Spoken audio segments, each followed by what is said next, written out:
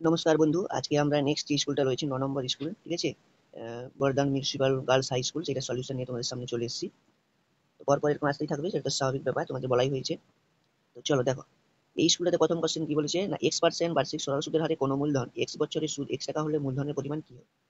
না, মূলধন মানে আমাকে পি বের করতে হবে, না পি টাকায়, পি হচ্ছে X বছরে, X% সরল সুদের হারে PTR/100 কত টাকা সুদ হয় X টাকা। তাহলে এখানে X আর X একটা কাটলো, তাহলে পি ইকুয়াল টু কত হয়ে যাবে না 100/X, ঠিক আছে। 100/X, option number C. তারপরে বলেছি এক ব্যক্তি একটি ব্যাংকে 100 টাকা জমা রেখে 2 বছর পর সুমিল চক্রবৃদ্ধি পেলেন 121 টাকা। তাহলে 100 টাকা P into 1 + R/100 whole to the power n, মানে 2 বছর সমান কত 121। এটা আগেও করা হয়েছে। তাহলে 1 + R/100 তার হোল স্কোয়ার ইকুয়াল টু আমরা কি করতে পারি 121/100 মানে করতে পারি 11/10 তার হোল স্কোয়ার। তাহলে উভয় পাশে হোল স্কোয়ার আছে মানে কেটে যাবে। তাহলে 1 + R/100 ইকুয়াল টু কত হবে 11/10। তাহলে এখান থেকে দেখো R/100 এটা বিয়োগ করলে কত হয়ে যাবে 1/10, মানে 11/10 বিয়োগ 1 যদি করা হয় তাহলে কত হয়ে যাবে 1/10, এখানে 10 10 100, আর ইকুয়াল টু কত হয়ে গেল 10%। ওকে, তো এটা বলেছি এত দ্বিঘাত সমীকরণ হলে, দ্বিঘাত সমীকরণ হলে আমাদের কি হয়, a নট ইকুয়াল টু 0 হয়। এত এই চতুর্থ সমানুপাতি কি হবে, চতুর্থ সমানুপাতি মানে কি কিরকম বের করবে না 3:4 সমানুপাত 6:x। তাহলে কি প্রান্ত পদ্মের গুণফল মানে 3x সমান মধ্যপদ্মের গুণফল 4 4 24। এখানে কাটবো আমরা 3 8 24, তাহলে x ইকুয়াল টু কত হয়ে গেল 8, ঠিক আছে। এবারে আমাদের জিওমেট্রি করতে হবে, মানে ছবি আঁকতে হবে। এগুলো আশা করি হয়ে গেছে তোমাদের।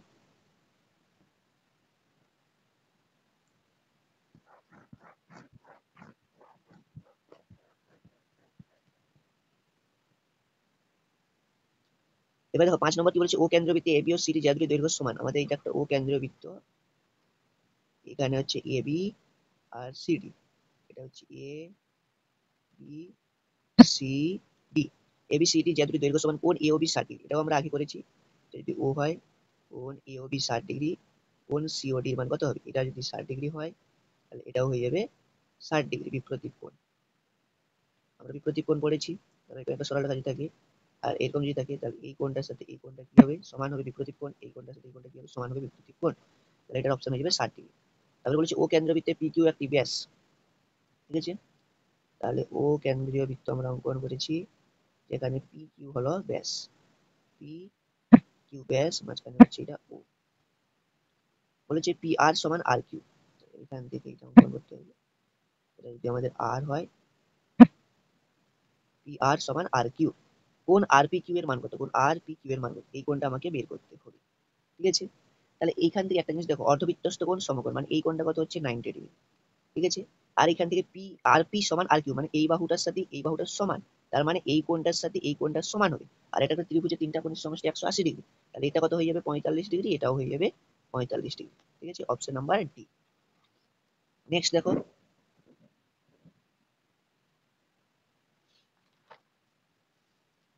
দুই দিকে রেখে কি বলছে এখানে, বার্ষিক শতকরা কত সরল সুদে এত টাকায় একদিনে সুদে আসলে এত টাকা হবে, ঠিক আছে। তো এখানে PTR/100ই লাগাবো আমরা। এত টাকা মানে 73,000 টাকায় পি, পি হচ্ছে কত একদিন, মানে 1/365, PTR সুদের হারটি আমাকে বের করতে বলেছে, মানে R/100 সুদ কত হচ্ছে না, সুদে আসলে এত টাকা হচ্ছে, মানে 73,000 এক বিয়োগ 73,000। তাহলে এইখান থেকে দেখো কি পাওয়া যাবে, শূন্য শূন্য কাটবে, 365 দুগুণে 300 দুগুণে 600, 65 130, দুইয়ে কাটবে। আচ্ছা, 2R = কত হয়ে যাবে 1, R = 1/2, মানে 0.5%, ঠিক আছে। 0.5%। তারপরে এটা বলা আছে কে এর কোন মানের জন্য এত দ্বিঘাত সমীকরণ একটি বীজ দুই এর তিন হবে। তো প্রথম কথা দেখো, আলফা প্লাস বিটা বীজদ্বয়ের সমষ্টি সমান কি হয় -b/a, মানে -k/7, -k/7। আর বীজদ্বয়ের গুণফল আলফা বিটার সমান কি হয় c/a, মানে -3/7। তো এখানে যে কোনো একটা বসে একটি বীজ দুই এর তিন, আমি আলফা সমান বসে দিলাম 2 এর 3, 2 এর 3 ইন্টু বিটা -3/7। তাহলে বিটা ইকুয়াল টু কত হয়ে যাবে, 3 থেকে 9 7 দুগুণে 14, মানে -9/14। বিটা সমান কত হয়ে গেল 9/14। দেখেন আলফা সমান আমি বসিয়েছিলাম কত 2 এর 3, আর বিটা সমান কত -9/14 ইকুয়াল টু কত হবে -k/7। তাহলে দেখো এইটাকে আমি এখানে করছি, তাহলে এটা লসাগু করলে তো হয়ে যাবে 14, না 14 3 42, আচ্ছা এটা হয়ে যাবে 28, আর এটা 9 3 27 ইকুয়াল টু -k/7। 14, দেখো এখানে 14 3 42, তাহলে কে ইকুয়াল টু কত হয়ে যাবে -1 বাই, সরি এটা 7 ছিল, তাহলে 7 6 42, তাহলে কে ইকুয়াল টু কত হয়ে যাবে -1/6।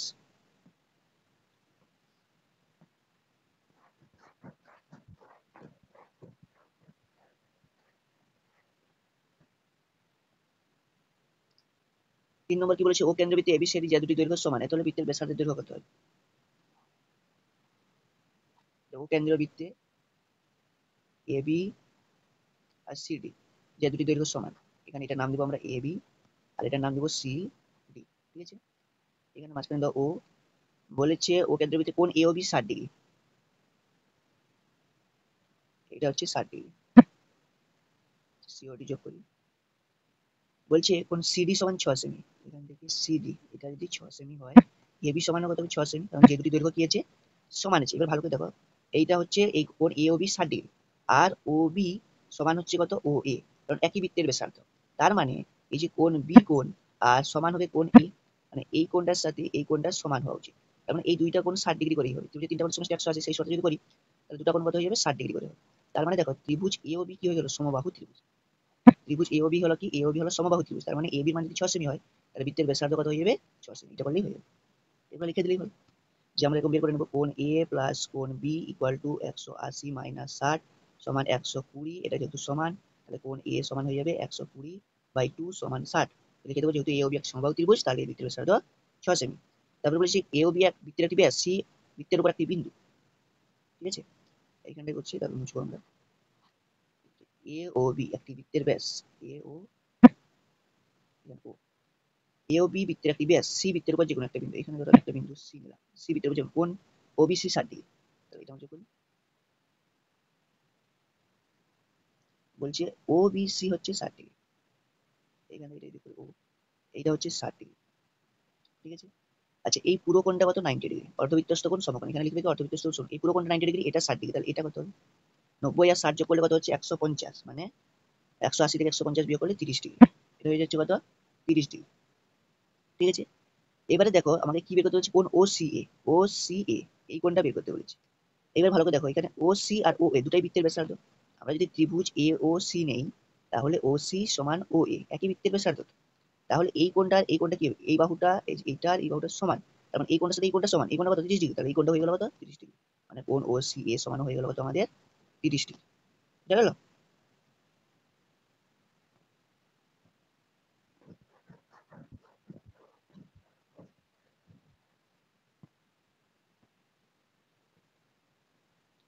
এবার দেখো নেক্সট যেটা বলেছে, একটি লম্ববৃত্তাকার চোঙের ভূমির ব্যাসের দৈর্ঘ্য 12 সেমি, ব্যাসের দৈর্ঘ্য 12 সেমি মানে ব্যাসার্ধ আর ইকুয়াল কত হয়ে গেল 6 সেমি, ঠিক আছে।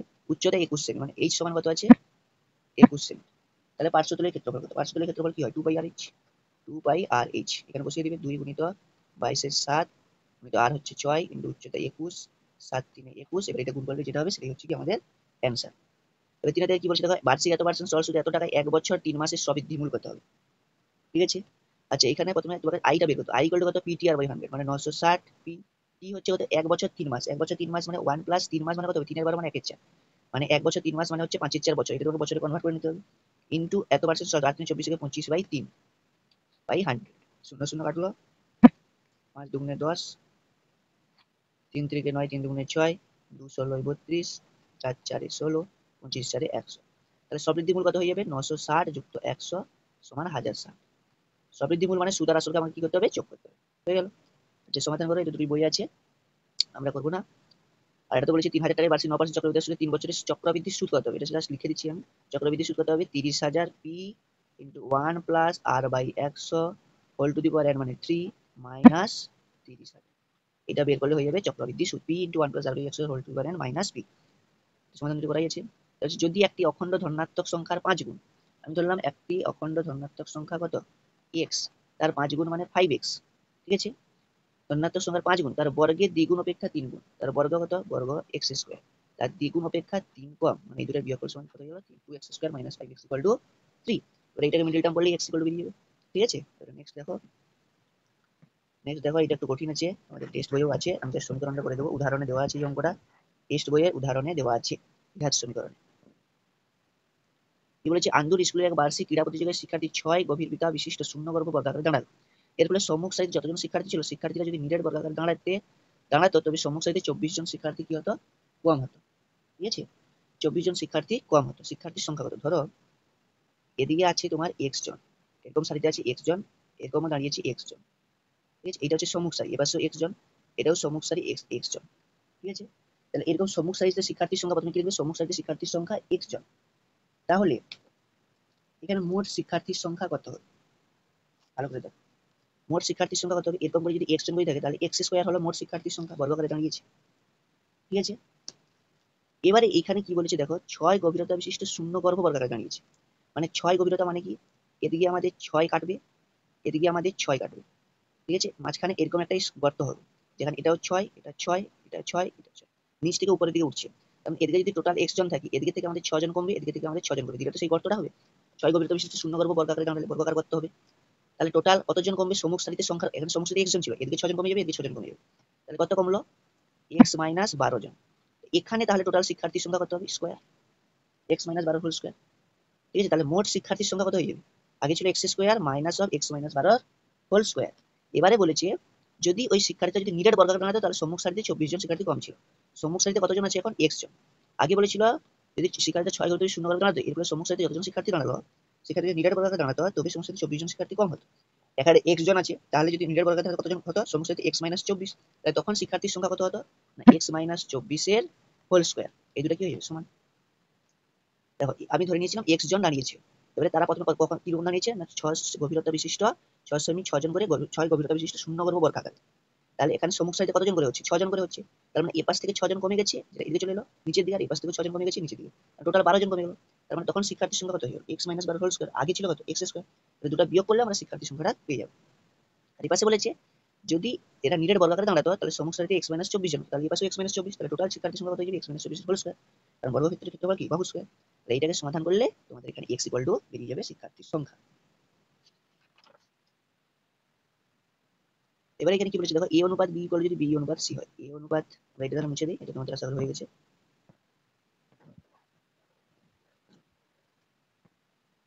এই যে অঙ্কটা আছে দেখো, আমি আজকে একটু অন্যরকম পদ্ধতি করছি। এ অনুপাত বি ইকুয়াল, যখন ধরো প্র্যাকটিস করবে তোমরা নিজেদের মতো সহজভাবে করার চেষ্টা করবো বিভিন্ন রকম ভাবে। ঠিক আছে, তবেই ম্যাথমেটিক্স শিখতে পারবে। তাহলে আমরা এখানে কি করবো, B square equal to AC, এটাকে আমরা সমান কে ধরেও করতে পারতাম, লেফট হ্যান্ড সাইডে রাইট হ্যান্ড সাইড, আমরা সেরকম না করে আমরা চেষ্টা করে দেখি যে এই পাশ থেকে আমরা করতে পারি কিনা, ডাইরেক্ট প্রমাণ। এলএইচএস, এলএইচএস ইকুয়াল কত আছে, এ প্লাস বি প্লাস সি, এ মাইনাস বি প্লাস সি। আমরা প্রথমে পুরো এ প্লাস বির সাথে এ মাইনাস বি গুণ করছি, দেখো তাহলে কি হবে, এ প্লাস বি ইন্টু এ মাইনাস বি হয়ে গেল। এবারে এ প্লাস বির সাথে শুধু সি কে গুণ করবো, সি কে গুণ করলে কত হয়ে যাবে, এসি প্লাস বিসি, এ প্লাস বির সাথে সি কে গুণ করলে এসি প্লাস বিসি। এবারে সি দিয়ে পুরোটাকে গুণ করবো, সি দিয়ে পুরোটাকে গুণ করলে কত হবে, AC minus BC plus C square. দেখো এখন মাইনাস বিসি প্লাস সিটা কেটে গেল, এইটা কি হবে দেখো, এ প্লাস বি ইন্টু এ মাইনাস বি মানে এ স্কোয়ার মাইনাস বি স্কোয়ার হয়ে গেল, প্লাস এখানে দেখো এসি মানে আমি কি পেয়েছি, বি স্কোয়ার বসিয়ে দাও, এখানেও এসি মানে কি আছে, বি স্কোয়ার বসিয়ে দাও, আর এটা প্লাস কি আছে, সি স্কোয়ার। একটা বি স্কোয়ার কেটে গেল, তাহলে কি হয়ে গেল, A square plus B square plus C square equal to R H S, right hand side আমরা ডাইরেক্ট প্রুভ করতে পারলাম। ঠিক আছে, তো বিভিন্ন রকম চেষ্টা করো, তাহলে আমরা করতে সুবিধা হবে, পারবো আমরা। ঠিক আছে, তারপর এটা বলছি এক্স ইকুয়াল টু হলো ওয়াই ইকুয়াল টু হলে তোমরা জানো এক্স আর ওয়াই তাহলে কত হয়ে যাবে 1, যদি গুণ করা হয় 1 √3 প্লাস 1 √3 প্লাস কাটবে, √3 মাইনাস 1 √3 মাইনাস 1 কাটবে। এবারে আমাদের টার্গেট হচ্ছে এক্স প্লাস ওয়াই কে বের করতে হবে, এক্স প্লাস ওয়াই যদি বের করতে হয় তাহলে কত হবে না, √3 plus 1 by √3 minus 1 plus √3 minus 1 by √3 plus 1। তাহলে এখানে লসাগু কি হবে না, লসাগু হবে তোমার √3 মাইনাস 1 √3 প্লাস 1 উপরে হয়ে যাবে √3 প্লাস 1 এর হোল স্কোয়ার প্লাস √3 মাইনাস 1 এর হোল স্কোয়ার। তাহলে দেখো এখানে a plus B whole square plus a minus B whole square, তাহলে কিসের সূত্র, 2 into a square plus B square, মানে 2 ইন্টু a স্কোয়ার মানে √3 হোল স্কোয়ার মানে 3, 1 এর হোল স্কোয়ার মানে 1, আর নিচে কি হবে, a square minus B square মানে 3 মাইনাস 1, মানে এটা কত হলো 2 ইন্টু 4 বাই 2, মানে 2 দুগুণে 2 দিয়ে কাটবে মানে 4। x plus y equal to কত হলো 4।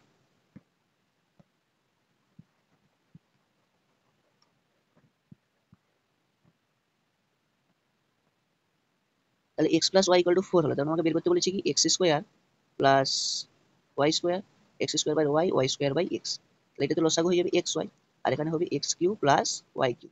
এবারে দেখো a cube plus b cube সূত্র কি আমরা জানি, a প্লাস b এর whole cube minus 3ab into a plus b by X Y. এবার x প্লাস y এর হোল কিউ মানে 4 এর whole cube 4 4 64 minus 3 into 4 by X Y মানে তো 1, তাহলে 64 মাইনাস 12 সমান কত হয়ে গেল আমাদের 52, এটা হচ্ছে অ্যান্সার। আচ্ছা তারপর উপপাদ্য আছে আর একটি সমগ্র চক্রের বাক্সের দৈর্ঘ্য প্রস্থ উচ্চতার অনুপাত দেওয়া আছে, আয়তন কত, এটা আগে আমরা করেছি, আগের স্কুলে একটা অঙ্ক করেছি, তোমরা চেক করে পেয়ে যাবে, রিপিট হয়ে গেছে। তারপর একটা সুবিধা,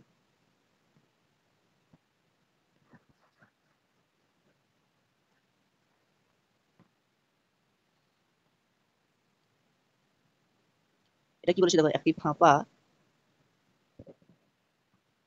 একটি ফাঁপা লম্ববৃত্তাকার চোঙের লোহা নলের বহির্ব্যাসের দৈর্ঘ্য 5, বহির্ব্যাসের দৈর্ঘ্য 5 মানে ব্যাসার্ধ কত হয়ে যাবে 5/2, অন্তর্ব্যাসের দৈর্ঘ্য 4 মানে ব্যাসার্ধ কত হয়ে যাবে 2, তাই নলটির সমগ্র তলের ক্ষেত্রফল এত বর্গ সেমি। দেখো সমগ্র তলের ক্ষেত্রফল বা কি হবে, সমগ্র তলের ক্ষেত্রফল কি হয়, 2 পাই আর স্কোয়ার প্লাস 2 পাই আর এইচ, ঠিক আছে। তো এইটা যেহেতু আমাদের দুটো বহির্ব্যাস আর অন্তর্ব্যাস দেওয়া আছে, মানে ছবিটা তোমরা জানো এইরকম ভাবে স্ট্রাকচারে হবে, ঠিক আছে। তাহলে আমাদের দুটাকে বিয়োগ করতে হবে, মানে এখানে সমগ্র ক্ষেত্র কত হয়ে যাবে 2 পাই আর স্কোয়ার মানে কত হবে 5/2 এর হোল স্কোয়ার মাইনাস 4/2 তার হোল স্কোয়ার, 2 পাই আর স্কোয়ার, ঠিক আছে, প্লাস 2 পাই আর এইচ মানে কত 5/2 প্লাস 4/2, এটা হবে যোগ ইন্টু এইচ, সমান কত দেওয়া আছে 1188, ঠিক আছে। তাহলে এইখান থেকে দেখো এটা 2 পাই, এটা বিয়োগ করলে কত হচ্ছে 5 5 25 আর 16 মানে 9/4 প্লাস 2 পাই, এটা যোগ করলে কত হবে 5 আর 9, 9/2 ইন্টু এইচ ইকুয়াল টু 1188, ঠিক আছে। দেখো এখানে বলে দিই, এই যে 2 পাই আর এইচ পার্শ্বতলের ক্ষেত্রফলটা আমাদের যোগ করতে হবে। পার্শ্বতল মানে কি, বাইরের যে অংশগুলো, ঠিক আছে। তাহলে দেখো এখান থেকে এটার ব্যাসার্ধ আর এখান থেকে এটার ব্যাসার্ধ দুটাই যোগ করতে হবে, কারণ ভিতরটাও তো আমরা করছি না, ফাঁপা আছে, দেখো ফাঁপা, ঠিক আছে, ফাঁপা আছে, তো ফাঁপা আছে মানে তার ভিতরটাও আমাদের পার্শ্বতল হয়ে যাচ্ছে, কিন্তু ক্ষেত্রফলটা কি হচ্ছে বিয়োগ করতে হচ্ছে, কারণ ক্ষেত্রফলটা সেই কতটা জায়গাতে আমাদের থাকবে, ঠিক আছে, সেই জন্য। তাহলে এখানে দেখো